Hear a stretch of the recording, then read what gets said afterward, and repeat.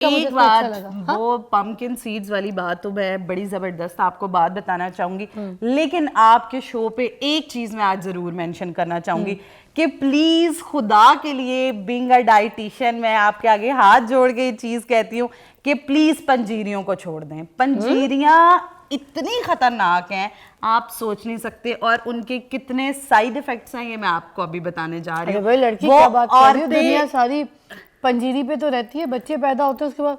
देखिए postpartum time में वो औरतें जो कहती हैं हमारा वजन वो वाला कभी गया ही नहीं, देखिए पंजीरियां इज अ बिग कॉज। अच्छा जी, अब सबसे मैं आपको रिसर्च के साथ एक बहुत बड़ा फैक्ट बताती हूँ। ये आप देख रहे हैं हमारे पास अलसी के बीज हैं, ये हमारे पास सफेद तिल है, ये हमारे पास मुख्तलिफ बीज हैं। कोई भी बीज है ना, इसके अंदर एक ऑयल मौजूद है, असेंशियल ऑयल, जिसे हम ओमेगा 3 ओमेगा 6 कहते हैं, हमारे हार्ट के लिए, हमारे ब्रेन हेल्थ के लिए। एक ब्रेक लेंगे, ब्रेक के बाद ये बताइएगा, सस्पेंस कर दिया इसने कि पंजीरी छोड़ दें, पंजीरी एक जहर है। क्यों पंजीरी क्यों जहर है, इसके बारे में पूरी बात जानेंगे वर्दा से न्यूज़ के ब्रेक के बाद। ओके, ये वर्दा सिकंदर अभी हमें ये कह रही है कि जहर है पंजीरी, पंजीरी छोड़ दें। ये जो हम बच्चा पैदा करने के बाद भी औरतें जब लग जाती हैं पंजीरियों के ऊपर, तो वो कहती हैं अपनी ज़िंदगियाँ, अपनी सेहत ख़राब पंजीरी की वजह से करती हैं, और पंजीरी ने ही सारा जो निज़ाम है वो ख़राब किया, और ये जहर है, ये आप कह रही हैं किस वजह से? अब बताएं, जवाब दें उनको। अच्छा देखिए, जो हमारे पास सीड्स होते हैं, जो जैसे कि मोस्टली पंजीरियों में डाले जाते हैं,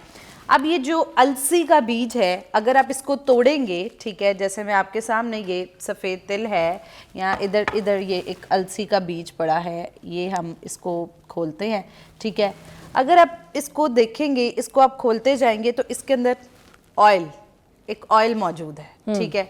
वही ऑयल इसका असेंशियल ऑयल या इसकी अफादियत है, जिसको ओमेगा 3 ओमेगा 6 के हम फॉर्म में कहते हैं, जो हमारी हार्ट हेल्थ के लिए, उन तमाम चीज़ों के लिए अच्छा है। अब क्या होता है कि 20 मिनट के बाद कुदरती तौर पे ये जो ऑयल होता है ये एवेपोरेट हो जाता है अगर ये खुला हुआ है, ठीक है। तो अब क्या होता है कि जिस तरह नेल पॉलिश आपने लगाई है वो रिमूवर है, 20 मिनट बाद एवेपोरेट हो जाता है। इसी तरह जो अलसी है, इसकी जो क्वालिटी है उस अलसी, इसका भी यही सेम सीन होता है कि इसके अंदर का जो सीड है वो भी, इसका ऑयल जो है वो फौरन जो इसका ऑयल है वो उड़ जाता है। अच्छा, अब क्या होता ये है कि अब हमारे यहाँ होता है कि हम लोग बनाते हैं मिक्सचर बहुत सारी बीजों का, बहुत सारे नट्स का पंजीरियों में, उसको ग्राइंड करके अच्छी तरह। अब देखिए, आपने अगर 10-10 महीने की पंजीरी इकट्ठी बना के रखी है और उन सीड्स को आपने ग्राइंड कर दिया हुआ है, ब्लेंड कर दिया हुआ है, तो आप समझते हैं उसका कोई फ़ायदा है? उसका कोई फ़ायदा नहीं। और उसके अलावा उसके अंदर इतनी ज़्यादा शक्कर, चीनियाँ, देसी घी, गुड़ के काढ़े बना के, और मतलब मैंने देखा आधा किलो काढ़ा, आधा किलो देसी घी, ठीक है। हम अपने जो एंसेस्टर्स हैं उन सारी की बहुत ज़्यादा रिस्पेक्ट करते हैं, और वो सारी चीज़ में अपनी दादियाँ, नानियाँ, हमारी खूबसूरत जो है वो कन्वेंशंस हैं, लेकिन उन सब के साथ ज़रूरी है कि अब जैसे रिसर्चेज़ हो रही हैं, मॉडिफिकेशंस हो रही हैं, हमें पता लग रहा है कि अब ये देखें, आप बीज हैं, इनका तेल उड़ जाता है तो फ़ायदा नहीं इनको ग्राइंड करके रखने का। आपने कहा है कि हमारी दादी नानी ये जो रिसर्च हमें बताती हैं, जो ख़ानदानी चलते आ रहे हैं, हर बहू को, हर बेटी को खिलाई जाती है पंजीरी है, आपने कहा है कि जहर है, ये बिल्कुल नहीं खानी है, या इसके बजाय आप देखें इस तरह के प्रोटीन बार्स खाएं, या अगर आपने पंजीरी बनानी भी है तो पंजीरी को बनाने के हेल्दी और तरीके हो सकते हैं। फॉर एग्जाम्पल ये हो सकता है कि जितने सीड्स हैं आपने इनको दादड़ नहीं करना, जितने नट्स हैं आपने उनको दादड़ नहीं करना, आप उनको as it is raw form में जो चीज़ है इन सबको मिक्स करें और रख लें। और ये है कि आप इनको जब दादड़ करते हैं तो इनकी अफादियत ख़त्म हो जाती है, तो इनकी अफादियत को बरकरार रखने की ज़रूरत है कि आप इनको रॉ फॉर्म में खाएं।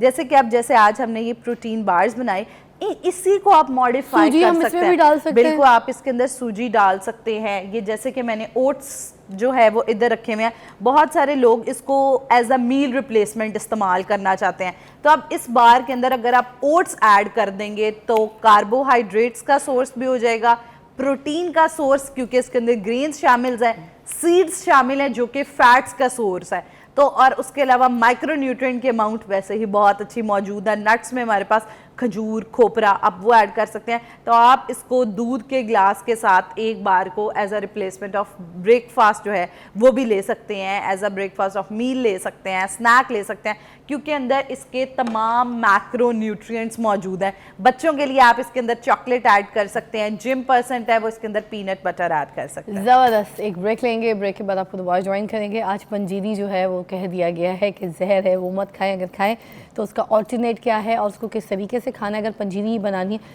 तो उसकी जो रेसिपी चेंज की गई है, आज ये रील देखेगा ताकि अपनी लाइफ में इसको भी चेंज करें एज़ पर वर्दा। यार ये तो ऐसी ऐसी बातें आज हमें बता के जा रही है वर्दा सिकंदर कि मुझे बस, मैं कह रही हूँ लाइफस्टाइल में कितना कुछ चेंज करने की ज़रूरत है।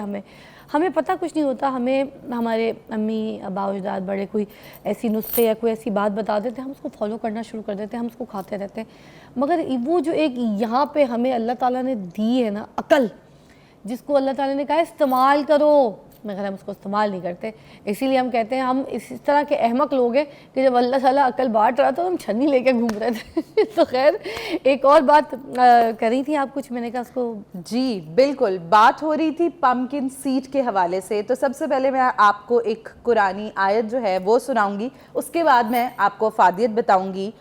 और हमने उनको एक खाली ज़मीन पर डाला इस हालात में कि वो बीमार थे, और हमने उनके ऊपर एक कद्दू का पौधा उगा दिया। अब ये बात हो रही है हज़रत यूनुस अलैहिस्सलाम की, जिनको मछली के पेट में 40 दिन के लिए रखा गया।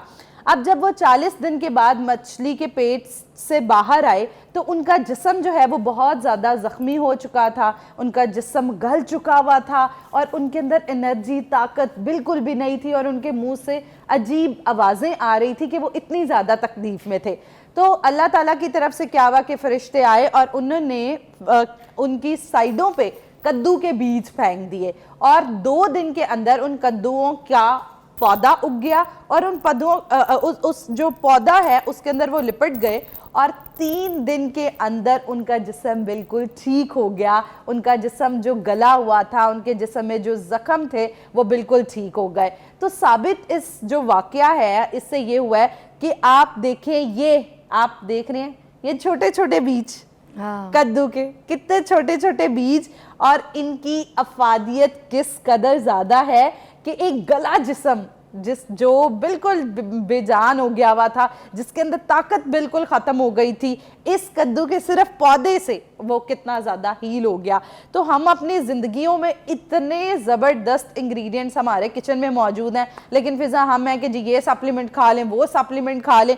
आपको ये इतनी ज़बरदस्त अफादियत वाली चीज़ें आप दिन में 4 से 5 ये कद्दू के बीज मुंह में डाला करें, इनको चबा लिया करें, पानी के साथ पी लिया करें, दूध के अंदर मिला के पी लिया करें, इनके ये बार्स बना के खा लिया करें। तो मैं कहती हूँ आपको कोई डेफिशिएंसीज नहीं होनी, कोई बीमारियाँ नहीं होनी, आपकी स्किन टाइट रहेगी, वेल मॉइस्चराइज रहेगी, और आपकी स्किन में बैक्टीरियल ग्रोथ जो है वो नहीं होगी। तो आप जैसे ये कुरान के वाक़े के साथ रिलेट करने का मकसद यही था कि आपको पता चले कि हर न्यूट्रिशनल फैक्ट्स और ये चीज़ें हमारे कुरान में पहले बताई गई हैं, लेकिन आज we are moving in a modern era. वही बात है ना, बीमारी से पहले तो इलाज निकाला गया था, फिर बीमारी निकली है। बिल्कुल बिल्कुल। तो हम जो इलाज को देखते ही नहीं है, हम सिर्फ ये कहते हैं हाँ ये बीमारी हो गई, इसका इलाज कोई नहीं है। प्रिवेंटिव मेडिसिन कुरान पाक में मौजूद है, तो बस हमें यह है कि उसको फॉलो करना है। और आई एम वेरी थैंकफुल कि आपका फोरम जो हमेशा ही कोशिश करता है कि अथेंटिसिटी, लॉजिक्स एंड फैक्ट्स इनके साथ बात की जाए। तो अब जैसे हमें आज पता लगा है, तो अब हमने ये जो बार्स हैं इनको ज़रूर बनाना है, एज ए मेडिसिन भी लेना है, एज ए टेस्ट भी लेना है, एज ए डाइट भी लेना। अच्छा कुछ ड्रिंक भी, एक ड्रिंक भी